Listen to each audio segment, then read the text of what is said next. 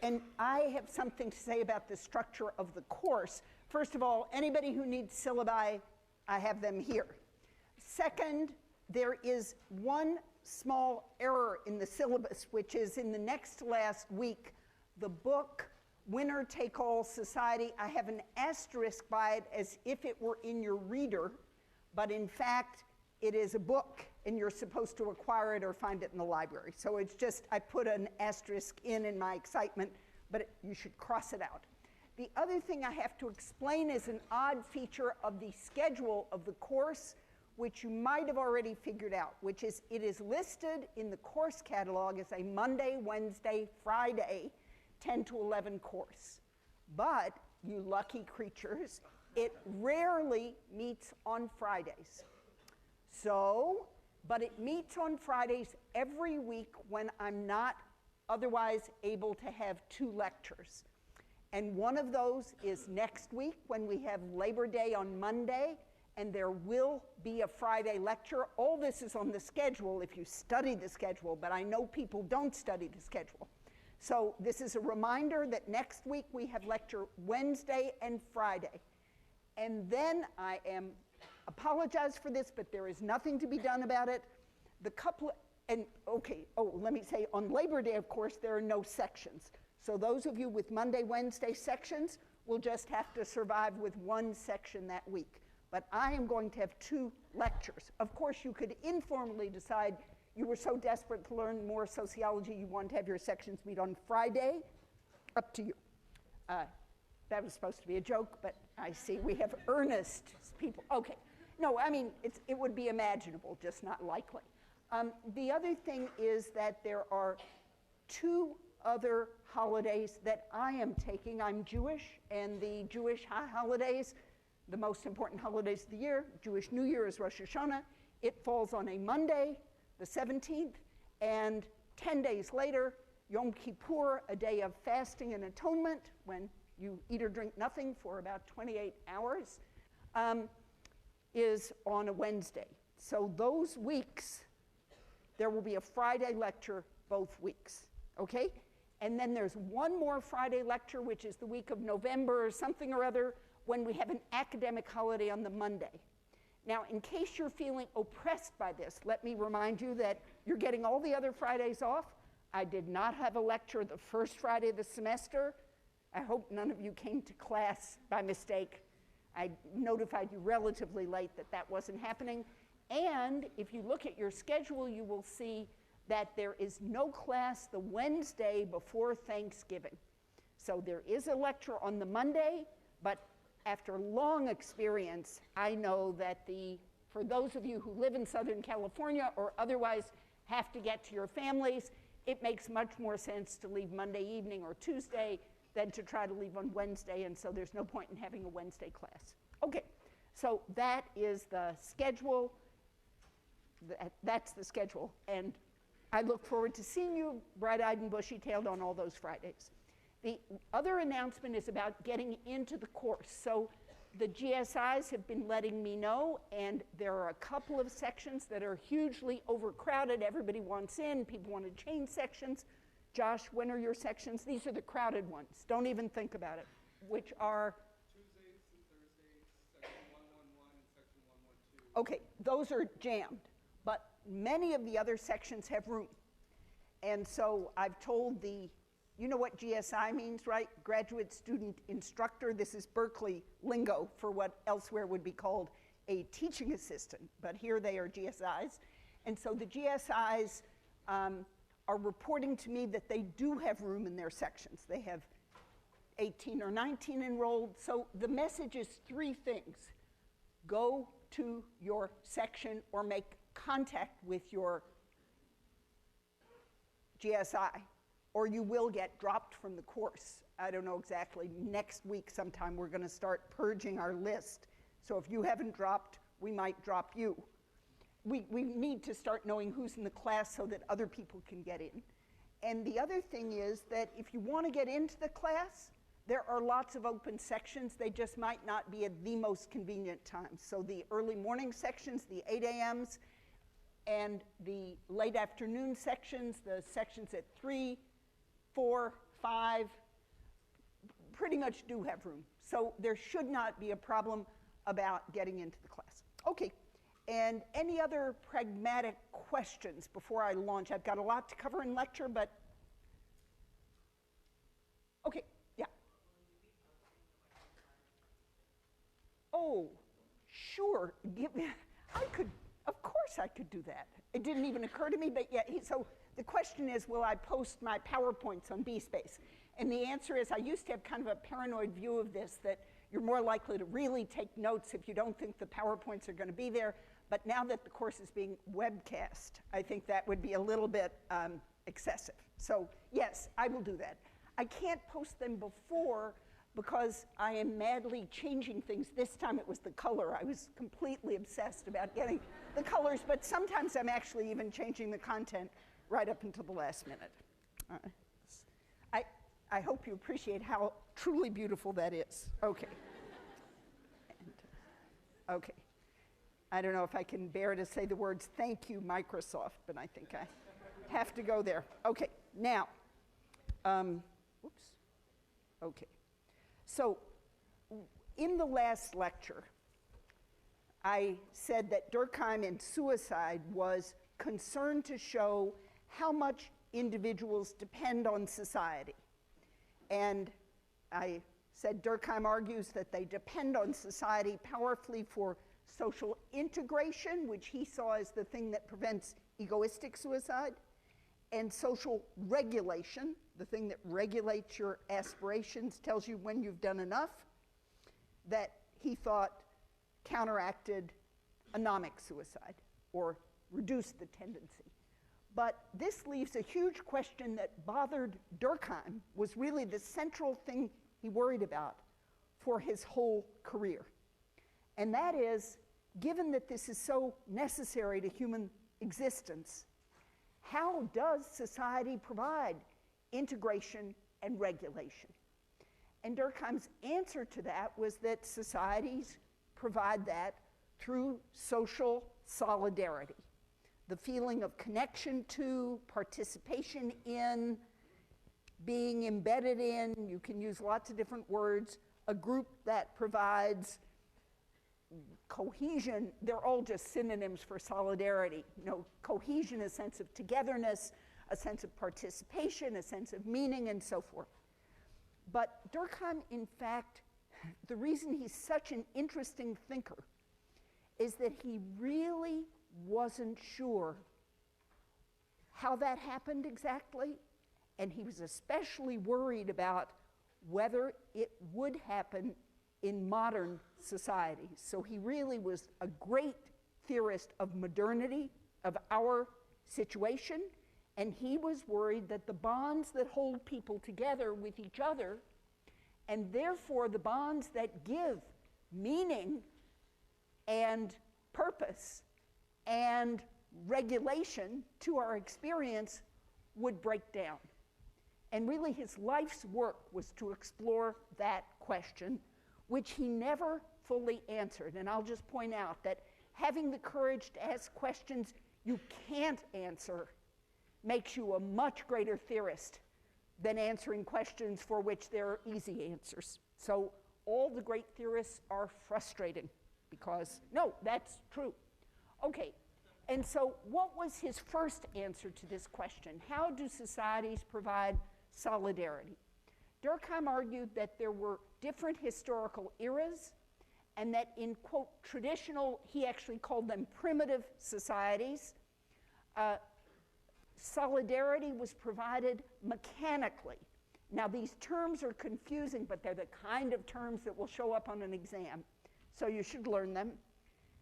And what he meant by that, so you have to think, even though for us the word mechanical is sort of like modern industrial, no. He meant mechanical in the sense of automatic. So the old-fashioned, traditional, primitive kind of solidarity happened automatically. It was mechanical solidarity in the sense that everyone led the same kind of life, and when they saw that everyone around them shared the same beliefs and practices, followed the same law, lived the same life, worked with the same technology, enforced the same values. And what he was especially interested in, those of you who read the Christian and the Hebrew Bibles will know this very well, but whatever religious tradition you come from, this was the idea that if someone violates the basic rules, they profane the God, they commit adultery, they should be stoned to death. Everyone in the community knows that this is evil, and they should all together purge this evil from their midst, right? That is, in his sense, mechanical solidarity. And you can see, and you'll experience it sometimes in your daily life, a whole group of you maybe in a sports team or a fraternity or sorority or some other group you're part of, might at some point decide that there were certain behaviors that were so reprehensible, so evil, somebody in your dorm is sneaking around stealing from different kids' rooms. That would be so horrifying. It would be such a violation of your solidarity, your sense that, wait a minute, we're all here together. We can't have this person. We want her out of here, right? So that, we don't indulge that much in modern societies, but mechanical solidarity was the kind of automatic solidarity based on similarity and likeness. So knowing that you have exactly the same values as other people, you have exactly the same beliefs, you have exactly the same way of life, creates this enormous sense of connection. And weirdly enough, this has always seemed to modern sociologists kind of implausible. I mean, first of all, just I will say, having studied village life in a very, very poor society, people are quite diverse and they don't all think the same thing, and it's not true that they agree about everything. In fact, in my personal estimation, and I'll talk about why that might be true, modern people are in some way much more conformist than people in what we might regard as very backward societies. Yes? Well, is that the core idea behind communes? Yes, I think it's true that the idea that we'll all get together just with people who totally agree with us, and we'll have a tremendous sense of solidarity because we share everything. Sure. Now, the weird thing, and I'm just going to make a footnote to this, is that biologists who study, or I should say cognitive psychologists who are getting very close to understanding fundamental features that are innate features of the mind, have identified these things they're calling mirror neurons that might actually provide a physiological basis for believing that mechanical solidarity has some reality, which is that if you watch someone else do something, even if you don't do it, it actually, you partly learn to do it and your body responds as if you were doing it. So there is some part of the human psyche that is, at some deep kind of primitive level, probably imitative in this way. And there may well be a sense of likeness and connection that grows in this way. Okay, but, and Durkheim used the term collective consciousness for that sense of participating in a system of beliefs and practices like religious rituals and the sense of right and wrong and so forth, in which you're sharing in a kind of collective mind, if you will. The word consciousness is a translation of a French term, conscience collective, and the word conscience is somewhere between conscience in the sense of right and wrong, and consciousness in the sense of mental activity. So it's actually a term in French that can't be exactly translated in English. But Durkheim really did see traditional societies as involving this incredibly important sense of participation in a collective consciousness that was shared with everyone. And that was really the nature of how you got solidarity. Well, what did he think happened in modern societies? And for him, the problem in modern societies is that there is a very complex, what is the title of his book? Division of labor. So in fact, people are in very dramatic ways not alike at all. And so in the simplest sense, and I always use this example even though it might not be a very good one, how many of you have ever watched Mad Men? Okay, so I happen to love it. I think it's even more appealing to people of my generation than your generation. But the simple point would be, if everyone is a farmer, then everyone gets up at the crack of dawn, and everyone thinks there's nothing more important than working all day in the field, and everyone knows that if you don't get your crop planted before the rainy season, it won't grow. And everyone knows that an irresponsible person who went 24 hours without milking his or her cows would have cows whose milk dried up. And everyone knows, therefore, that these values are critical. Whereas in a modern society, some people are still farmers, and they still get up at the crack of dawn, and they still have this very strong conscientious sense of hard work and so forth. But other people are the ad agency people who advertise farmers' milk, for example. And they spend a lot of time, if you believe Mad Men, drinking, lots of time. An amazing amount of, if you watched Mad Men, you would think everybody on the planet was an alcoholic, rather than that most people actually don't drink at all. But anyway, maybe ad executives do drink all the time, and maybe in the current period they do things like smoke dope in order, which I don't do, mind you, but they might, in order to have weirdly creative ideas, say. And they can sleep till noon, come into work late. As long as they have those creative ideas, they can be obnoxious to other people. As long as they have those creative ideas. Other people make films, and they need weird ideas in order to make totally weird films. You have to ask how they ever think of these things, and et cetera, et cetera, et cetera. So some people are, business people who have one kind of ethics. Other people are teachers who have a different kind of ethics. Other people are, physicians who have a different kind of ethic. And we live in a society with a very complex division of labor, and Durkheim worried that that would destroy the bases for collective consciousness.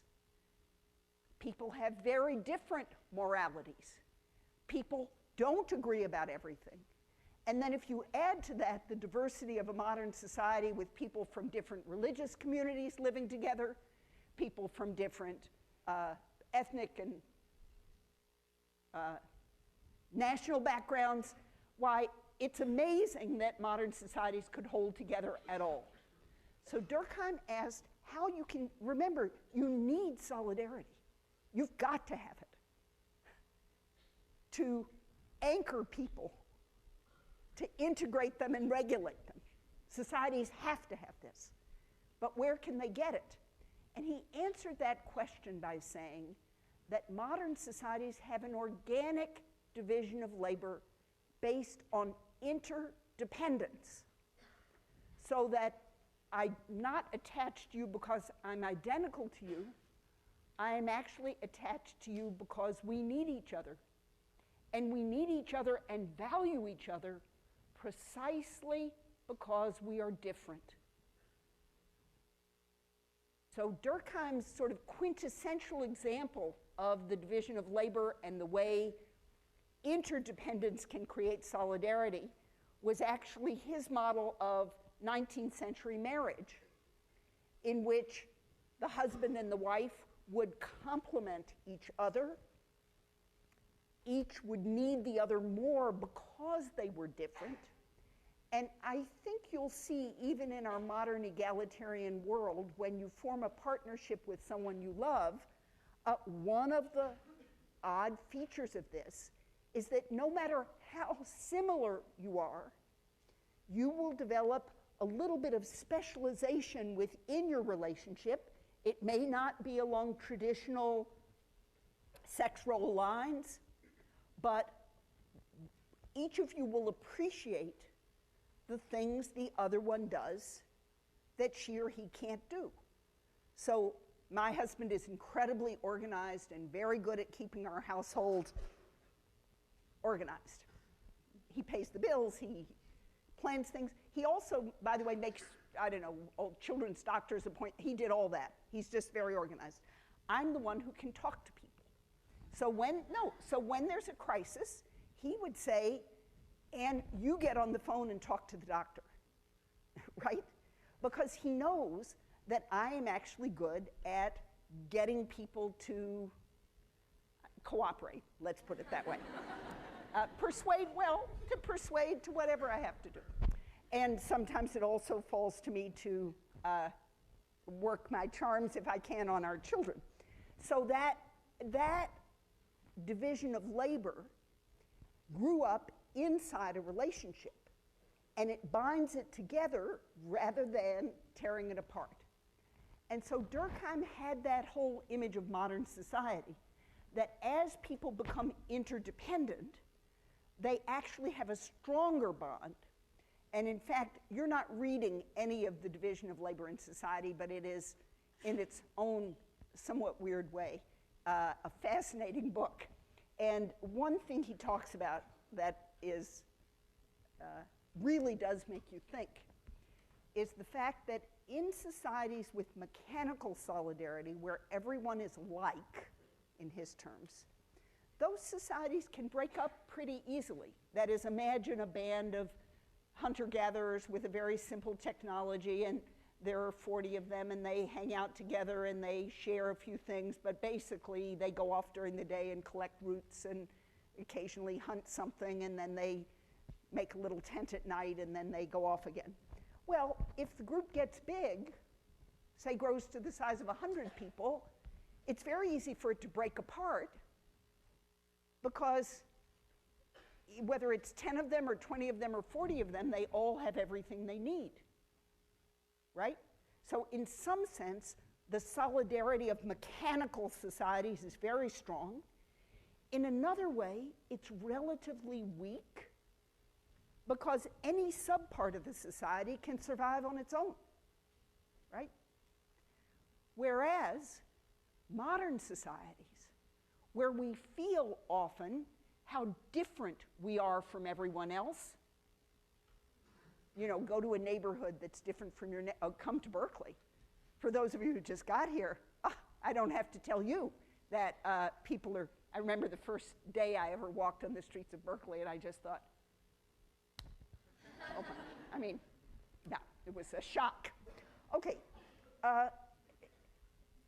despite that, we could not survive for a nanosecond without the rest of the society. Where would your food come from? I mean, if Berkeley broke off from the rest of the country, if there's an earthquake, we may really see what happens in this. No, I mean, this could be serious. But imagine Berkeley cut off from the rest of the country for a month. It's literally, we would starve to death. We would, I mean, it's just unimaginable not to be connected to the world. In fact, imagine us not connected to China for a year. We'd all be walking around naked, I think. No, we'd be wearing our old clothes. We'd keep things longer. We would conserve. But, you know, your device would break and you wouldn't be able to buy a new one. If your computer broke, you'd be toast. So I just really would emphasize Durkheim's point, which is that in modern societies, people are connected. There is a kind of solidarity which he called organic, which works through interdependence. So there, he was, why did he use the term organic? Not because it was without pesticides, but because he was thinking of it like the organs of a body. So your heart does one thing, your brain does another, your lungs do another, and so forth. And your parts are interdependent. They can't survive without each other. So that was a great theory, but it really didn't satisfy him. So his first great work with the Division of Labor in Society, it was published in, I think, 1895, got him a major professorship at the most prestigious French university. But he knew something was missing. And actually, the next major book he wrote many, many things, but the next major book he wrote was Suicide.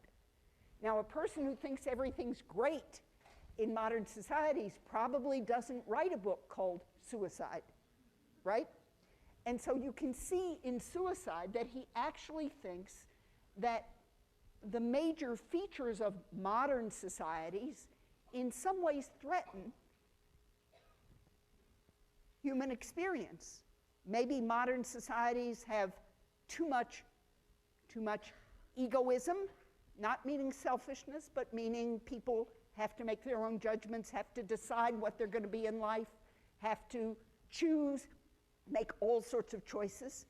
They become such individuals that they may not feel a sense of connection, and rapid social change is constantly making the rules unclear. So he began to worry more deeply about where solidarity comes from. And that led to his masterwork, his true masterpiece, of which you are reading only a few pages, The Elementary Forms of Religious Life.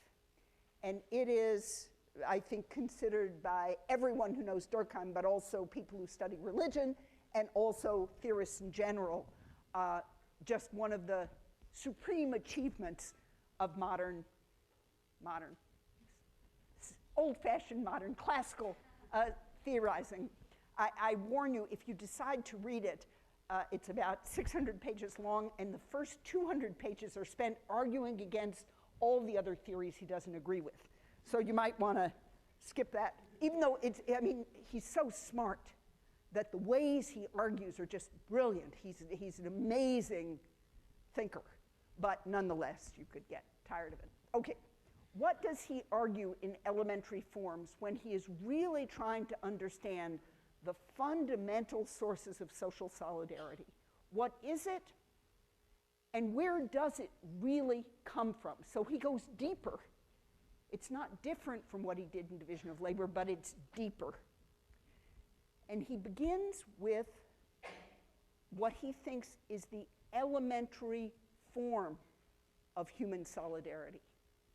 So he does, at that time, he essentially learns all the literature on the Australian Aborigines, who have been, by his period, studied by anthropologists. There's a huge literature about them, and he draws on that anthropology for an understanding of their society, and especially their religion. So the Elementary Forms of Religious Life is a study of Aboriginal religion, and he regards it as the most elementary, that is, the kind of religion that human ancestors had back at the beginning of human social life. And in fact, the Aborigines were, at that time, hunter-gatherer type people with a very ancient technology. Now, we don't any longer use the term primitive because it's not politically correct, but also one of the weird things is that, of course, the Aborigines survived and their civilization survived into the modern period, and they were contemporaries. They weren't 5,000 years ago, they were now. So it's a little bit hard to know whether this is exactly how people lived 5,000 or 10,000 years ago. But to the degree that archaeologists study these things, the Aborigines are a lot closer to the way human ancestors lived than we are. I think that's a fair statement. Okay, and Durkheim was fascinated by their religion, which he thought of as having sort of the stripped down form. What does every religion have? And it turns out, this is in the first 200 pages, every religion does not have gods. And in fact, the Aborigines do not have gods. Every religion does not have a belief in spirits. Every religion certainly does not have a basic understanding of where suffering and evil come from in human experience.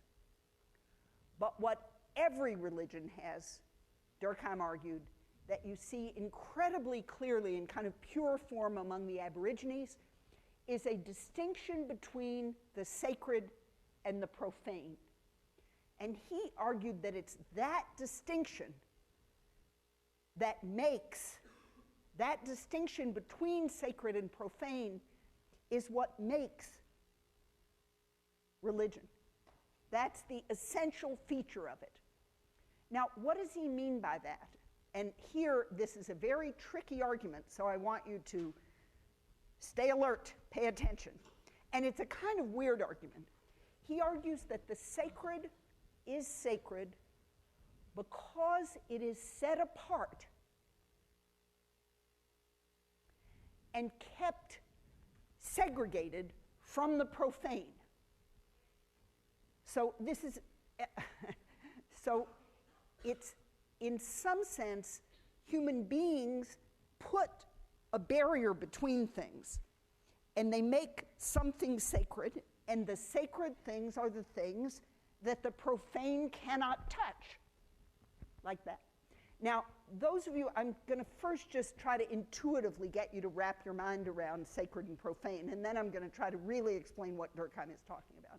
And I'm going to do this a little bit by talking about Judaism, because otherwise I'll be afraid of saying something wrong about someone else's religious tradition, which I do not want to do.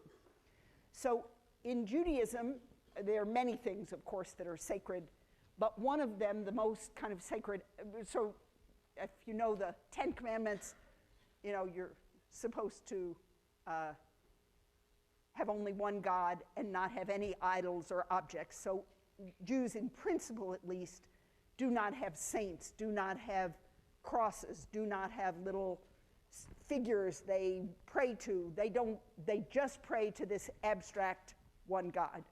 But they do have a sacred object, which is the actual words of the Torah, of the Bible. So the Jewish Bible is called the Torah in Hebrew. And the physical object of the Torah is in fact surrounded with enormous prohibitions. Enormous. So first of all, it has to be written perfectly. So it's handwritten on a parchment scroll. If you've ever seen one, they're rolled up around two poles, basically. And it depends on, in India, they're in a kind of beautiful case. In the Eastern European tradition, that scroll, once it's rolled up, is covered in a kind of skirt, like usually made of velvet and embroidered, and they can have very fancy jewels on them and stuff. But it has to be written by hand, by a person with a certain kind of sacred training, and it cannot have a single mistake.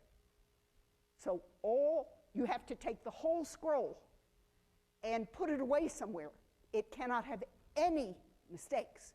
So you have this handwritten thing, and it has to be perfect. And occasionally you will be in a synagogue, and they'll open it to read from it, and they'll realize that one letter has flaked off. You know, they actually they're written by hand with some kind of, I don't know what, ink or paint or something, and sometimes the letters get damaged. If it's damaged, they'll say a blessing over the thing, they'll roll it up and put it away, and they'll take out a different one. So almost all synagogues have multiple Torah scrolls. And one of the reasons is that it is a violation, it is profane, it is unacceptable to have it not be physically perfect. The second thing is, when people read a passage from it in Hebrew, they have to read it perfectly. So somebody stands next to them reading the same text to correct the reader. And it doesn't matter, you can be the rabbi, it doesn't matter who you are. If you make a mistake in the way you read those words, there's a whole roll, it's called the pointing gabai, and the pointing gabai will stop you in the middle and just repeat the syllable correctly. And you'll stumble over it again, and I won't, because I can't read Hebrew that well. But the people who actually know how to do this, they'll stumble over it and make the same mistake again. Person will correct it again until it's correct. And the Torah is beloved in this weird way. So there are these bad things you can't do, make a mistake, deface it, make an error. But when it is, so it's kept in an ark that keeps it away from your view. When the ark is opened and you can see it, everyone has to stand.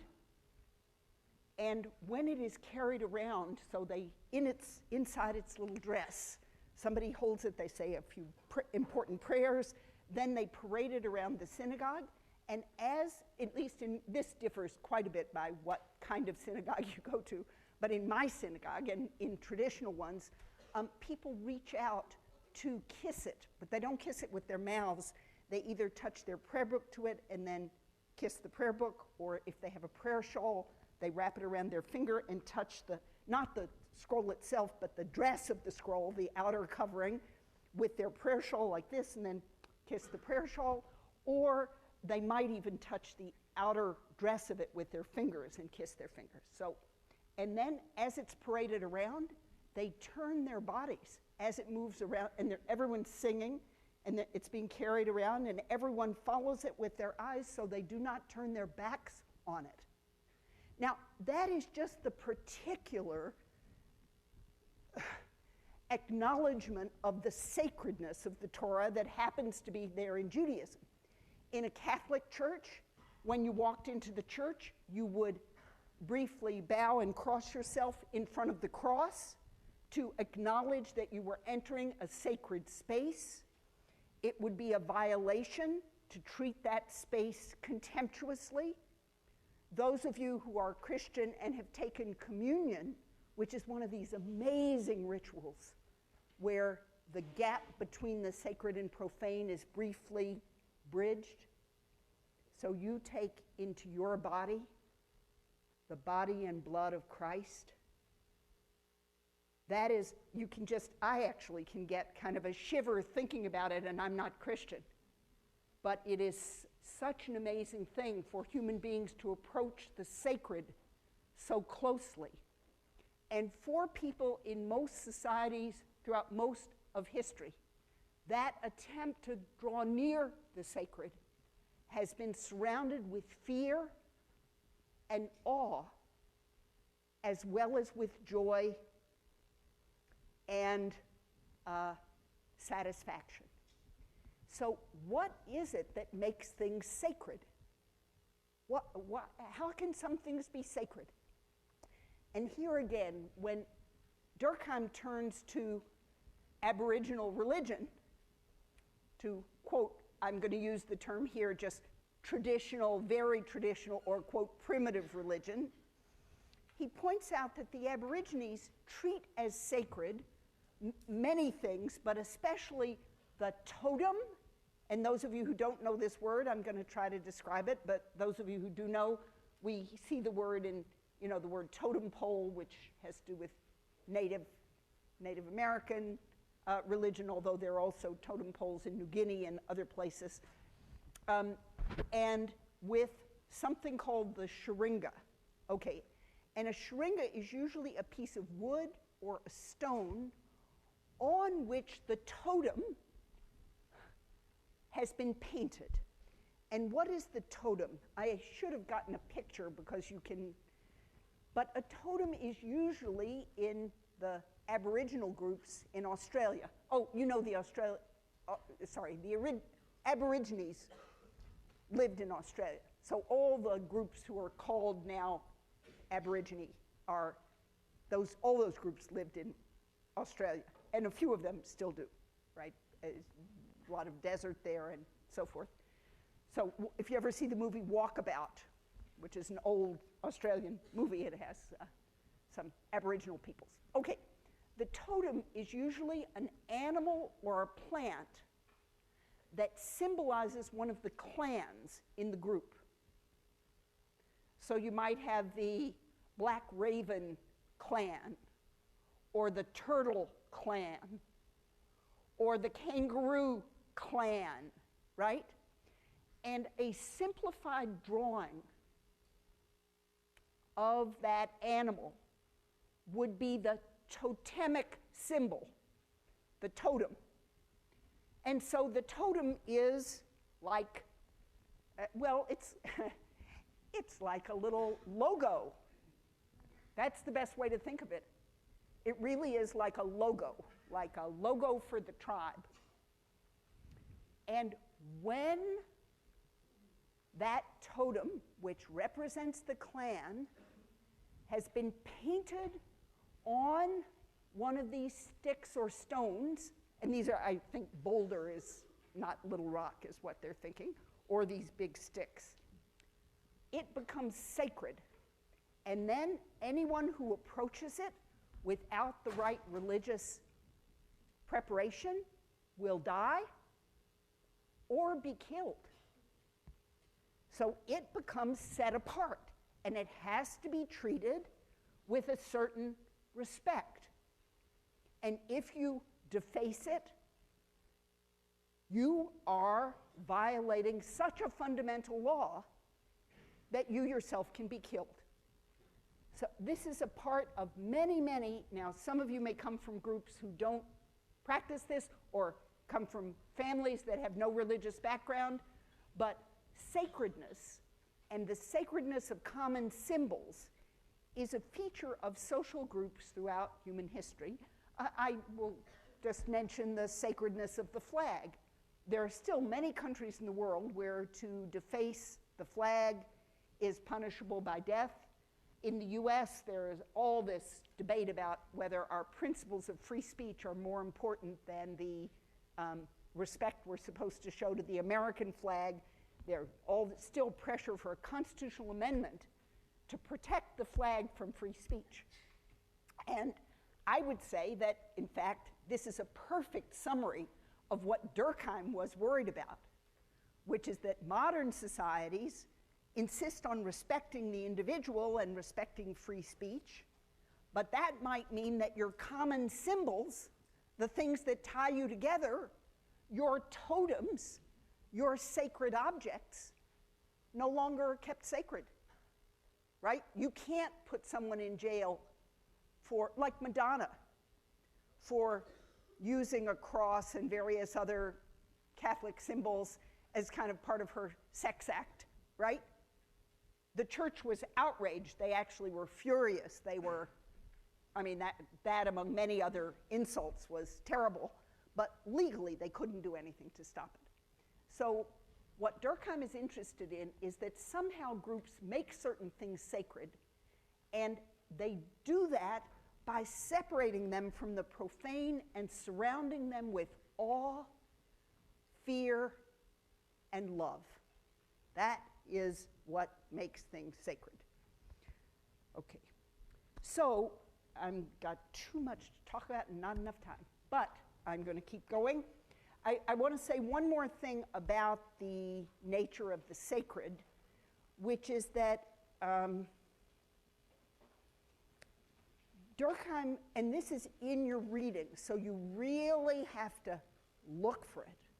Durkheim was interested in what these common symbols and meanings, how did they become real for people? In other words, you're in society, but you just don't think about it. You don't feel it. You don't care about it. You easily say, it's not just Ron Paul, but it's lots of people who might say, I don't need society. I'm self-sufficient. I'm a self-made business person. I don't depend on anybody else. And in fact, modern people are very much like that. So the reason Durkheim was studying the nature of religion is he wanted to understand how people experience their connection to others.